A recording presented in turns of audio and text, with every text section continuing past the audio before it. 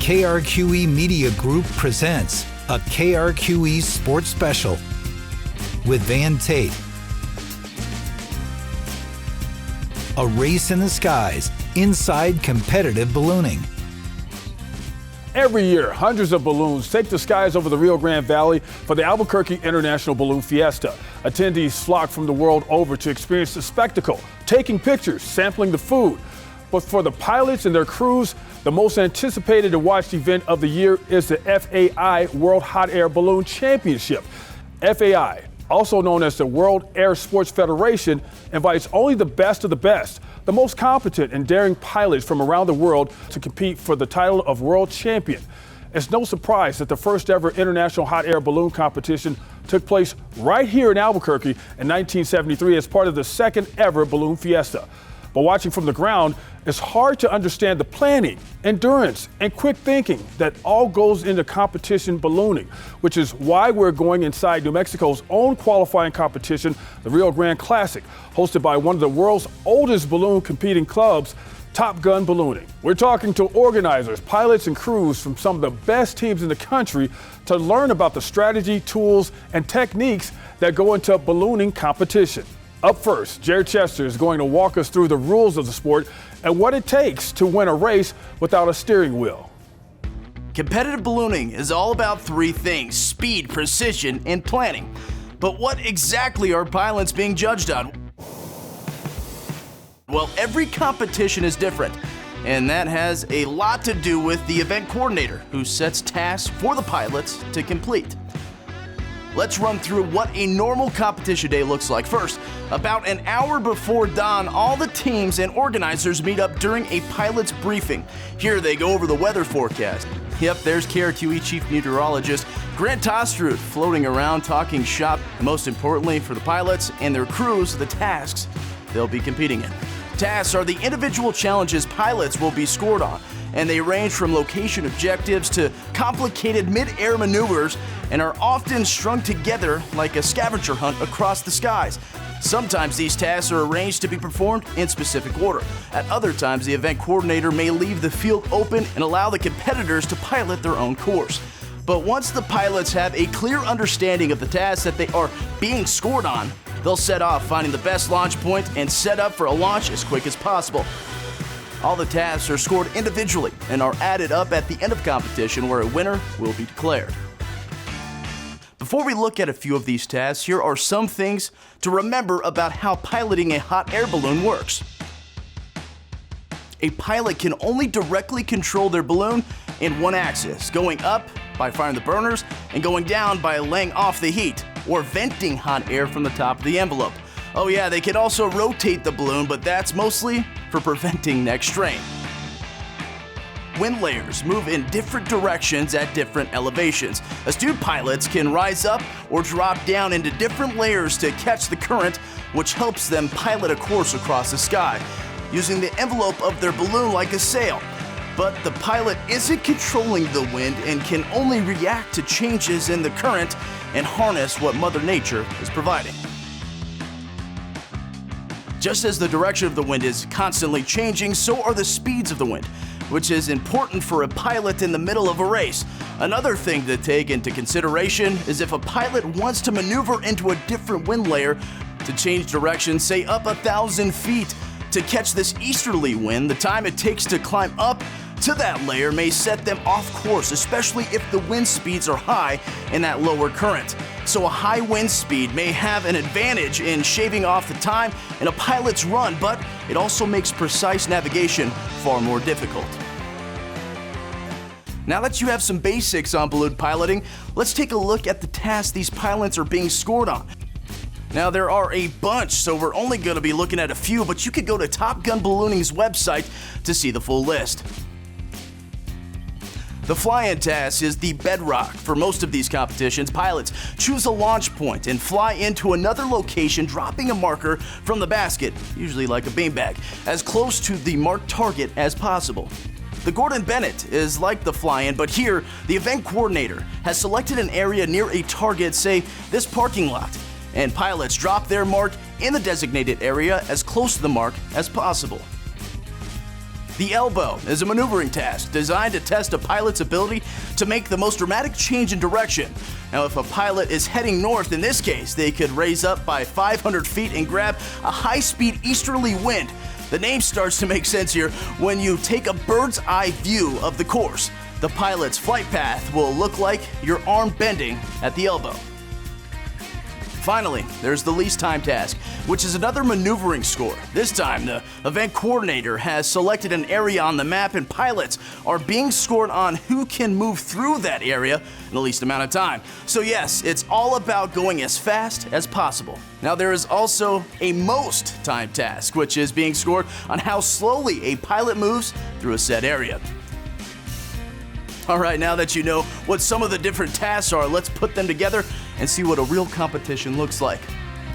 In this hypothetical competition day, the event coordinator has selected 4 tasks, starting with a fly-in to this point. After completing or failing that task, the pilot must then perform an elbow. Here, judges will use the in-flight GPS calculator to measure the change in direction and determine the winner. With the elbow complete, the pilot is now heading here for the Gordon Bennett task. But on the way, they must move through this zone for a least time task. Finally, the pilot lands and points are calculated, and the competition day is over. There are many different strategies a team could utilize to maximize their scoring, but more on that later. Van, back to you. Thanks, Jared. When we come back, I'm talking to some of the best pilots in the country to find out what got them into flying. A race in the skies inside competitive ballooning. Hey guys, Chad Brummett here with New Mexico Frontiers, the KRQE original series that focuses on tech and innovation happening right here in New Mexico. We've got a lot of great stories about various businesses, technology, and of course space exploration. So make sure that you follow us on air at KRQE and Fox New Mexico, as well as our KRQE YouTube channel online. Welcome back. I'm Van Tate, Sports Director at KRQE News 13. Here in New Mexico, we've been taking a deep dive into competitive hot air ballooning. Now that we've gone over the basics of competition, let's sit down with a few pilots to hear about how they got into the sport. We were at the Rio Grande Classic, New Mexico's qualifying event for the FAI World Championship earlier this year, and I had a chance to meet some of America's top-ranked pilots.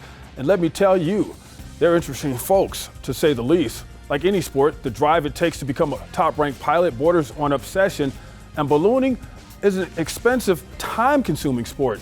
And any mistakes made at 2,000 feet above the ground aren't just a setback for the competition, they can also be fatal. Like most athletes, many competitive balloonists got their start young. I've been to Balloon Fiesta every year of my life, and when I was just a little kid, 7 years old, my parents got talked into being chase crew. My first hour in a balloon was when I was 12 years old. The first time I ever touched a burner, had a full hour flight, was when I was 12 years old.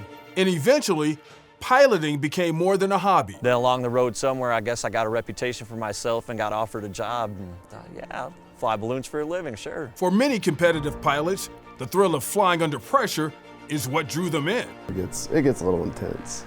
Yeah, it's kind of, even though it's a balloon, it's kind of like getting behind a race car for us. We like to, come in a little high and dive down on the targets. And the difficulty of the sport has kept them engaged. It's like sail racing, but we're doing it three-dimensionally. It's three-dimensional sailing.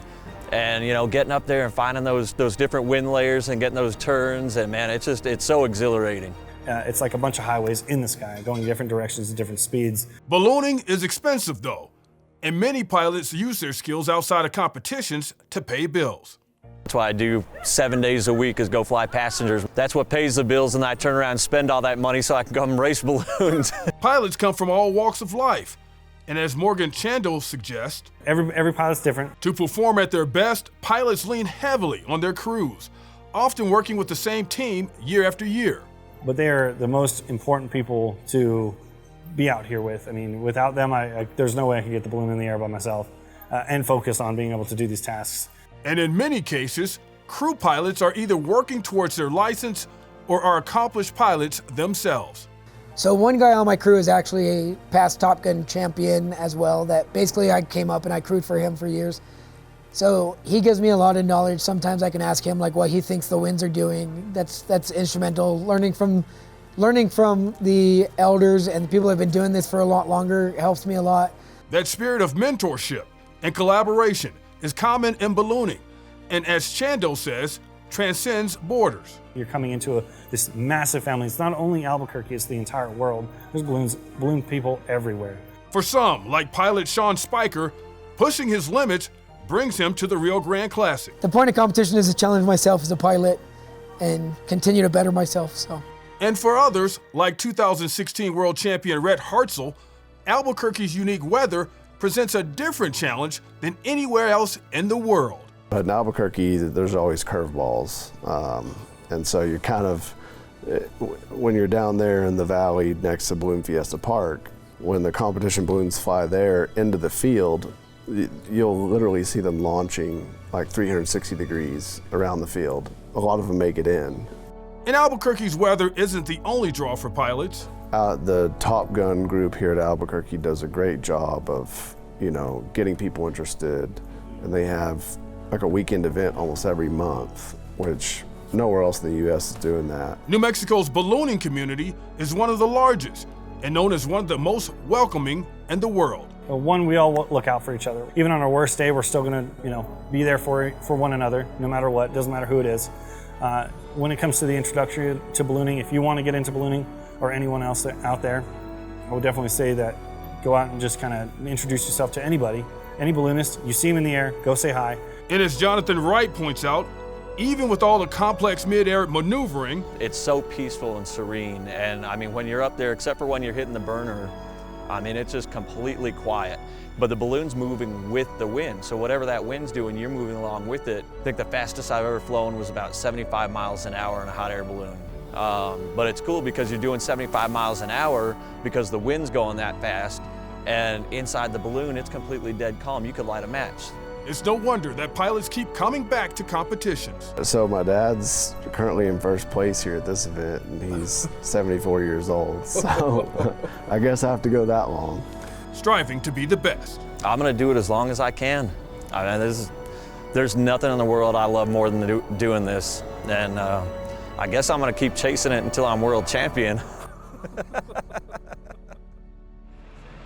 Van Tate, KRQE News 13, Albuquerque. At the Rio Grande Classic, there were 3 competition days, one of which was canceled due to weather. But at Worlds, the competition can last a whole week.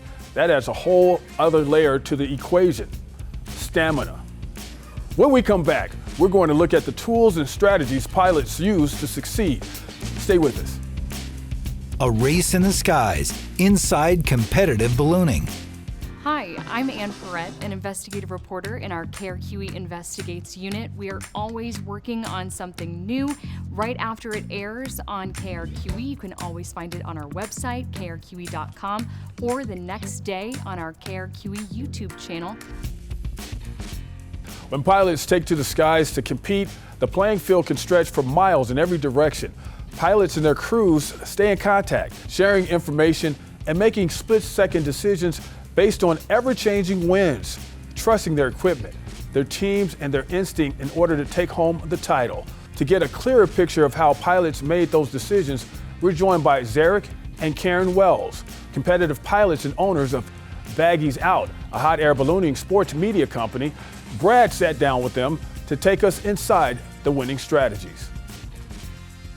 Thanks, Van. I'm joined here with Zarek and Karen from Baggies Out. You guys are pilots yourselves, so first off, thank you guys so much for joining us today. And I just want to start off by asking you about the balloons themselves. So balloons obviously come in different shapes, different sizes. So I wanted to ask you kind of how do those different variables of a balloon itself kind of impact your guys' ability to maneuver, and kind of what are pros and cons of each different type of balloon?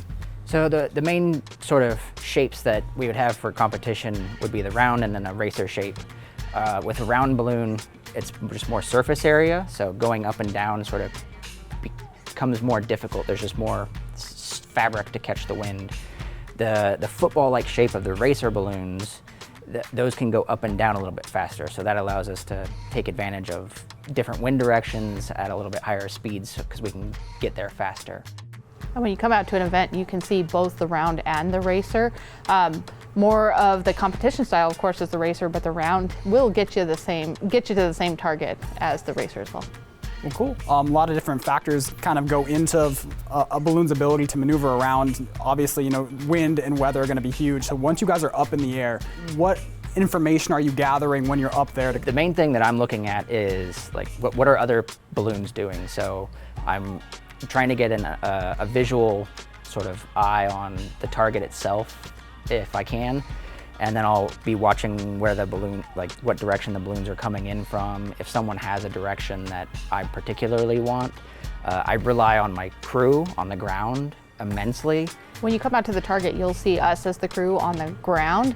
A lot of times we'll have a helium-filled balloon attached to like a fishing line, and we're using that to actually get the degree at what the wind is doing at the surface where the target is. That way, he as the pilot can know exactly what line he needs to come and approach that target. So if you see us out there with the balloons on a string really up high, that's what we're looking for, is those wind directions to report back to our pilots. So a lot going on. I'm sure that a lot of planning has to go into this ahead of time. When you're talking strategy going into a competition, do you kind of prioritize, one task over another, or how does stamina play into that? For sure, like all of those things. So like you said, stamina.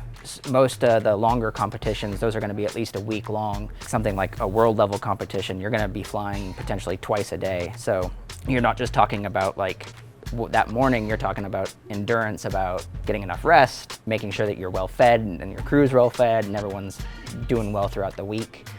And then the actual morning of with the flight, where you need to plan out like how long is that flight going to be? How long is it going to take to get to all the tasks? How much fuel do I have? How much maneuvering am I going to have to do? So that sort of will play into maybe you have to sort of sacrifice going to one target because it might prevent you from going to the other targets as well. It is a big numbers game. It's one of those, depending on where you're currently ranked, say we're in the middle of the week at the national competition, is it worth that sacrifice? Do I need to try hard to get there? How much time do I have? How much fuel do I have, as Zarek mentioned before? What do I need to get there? Did I drink too much coffee? Do I need a bathroom break, which we don't have in the basket? Just a lot of little details that we're thinking about as we're flying along in the morning. So thinking about all those numbers and those calculations, and that's a lot of what the crew does on the ground, is we're making all those numbers, checking those things against it, and reporting back to our pilots so that we can make sure that they have all the information that they need close at hand. That's a good point also. Like some days all you need is a score. You just need to maintain. So a baggie on the ground is good enough, even if it's way out. But some other days you have to make sure that you're getting every single point that you can, so you're going to maybe throw a little bit more aggressively to try to move up in points. So we have a competition here in Albuquerque, the Rio Grande Classic. I wanted to ask you guys kind of what stands out about this competition here and what makes it unique, what makes it special? Every competition has sort of its unique characteristics just because of terrain, different event directors that attend there. The terrain sort of creates different weather patterns also, depending on where you are. So the Rio Grande Classic, you end up with a little bit more light and variable type conditions. So that can be difficult for people that are more used to sort of just straight line flying. Zarek mentioned that we have the light and variable winds here. What that means that is at different altitudes, you're going different directions. And like he mentioned, that box allows you to come back over and get multiple attempts. So with the different directions, you may have a target and the first person that comes over goes right over. The second person that comes over may get a slight left. And the third person that comes over may get that slight right. So you never really know with the light and variable what you're gonna get. It tends to be a little more of a luck draw. But still, the skills will come out in the end and we'll have a definite winner. So the Rio Grande Classic, it's a qualifier for nationals. Can you just kind of walk me through the whole FIA process and kind of what other competitions go into, qualifying for nationals and kind of what all of that entails? Sure, so you have the Rio Grande Classic. That is a regional event, so that helps you qualify into nationals, depending on how you do there. So if you're first, then you'll receive an invitation to go fly the world level competition, which has its own whole different invitation process. We just got back from Hungary flying a world's competition. Team USA as a whole placed first overall in Hungary, so we brought that back here. And lots of other good stuff coming up as far as nationals and worlds for the Team USA. All right, so you guys are from Baggies Out. Can you just tell me kind of who you guys are and what you guys do? So with Baggies Out, what our goal is to spread competition ballooning out to a more broad audience. We're out there to to explain competition ballooning to everybody. A lot of times you see balloons just flying over the sky, but we want you to know a lot of times we're actually doing more than that. We're actually competing, perfecting our skills, and we want to share that with all of you. Well, guys, thank you so much for joining me. Once again, Zarek and Karen from Baggies Out. I'm Brad Benson, KRQE News 13. Thanks, Brad. If you're interested in keeping up with competitions around the country and world, be sure to follow Baggies Out on social media. Their team is at all the major hot air balloon competitions, keeping track of the scores and rankings. We'll be right back with more. Albuquerque Cares Shoes for Kids is KRQE's biggest initiative of the year. And get this, we don't just go and give a couple of shoes here and there. We go into 10 Title I schools each year, and every single student in that school will get a brand new pair of shoes. We've given out more than 30,000 pairs of new shoes, and it's easy to donate. Go to KirkyCares.com and hit the donate button. The world of competitive hot air ballooning is a dynamic, intense sport, full of interesting characters. After talking to pilots, crews, and organizers, one thing is clear: you'll never meet a nicer bunch of sky sailors in your life than right here in New Mexico. We hope you enjoyed taking a closer look at competitive ballooning, and the next time you're at Balloon Fiesta or see a bunch of racers floating over the skies of Albuquerque on a Saturday morning, we hope you can look up and say, "Man, that was a good elbow." Keep your eyes open for hot air balloon competitions. The Balloon Federation of America has a full list of events on their website, but be sure to look out on Memorial Day weekend for the next Rio Grande Classic, followed by the USA Nationals later in June. We wanted to give a big thank you to Top Gun Ballooning for opening their doors to us. If you're interested in getting into ballooning, they're a great resource right here in New Mexico and are one of the most active ballooning clubs in the world. Zarek and his whole team at Baggies Out are doing great work as well. If you want to follow the latest in competitive ballooning, be sure to find them online. And as always, I'm Van Tate, KRQE Sports Director. For all your New Mexico sports news, we're here. On air, online, all the time. Stay up, Albuquerque. We'll see you out there.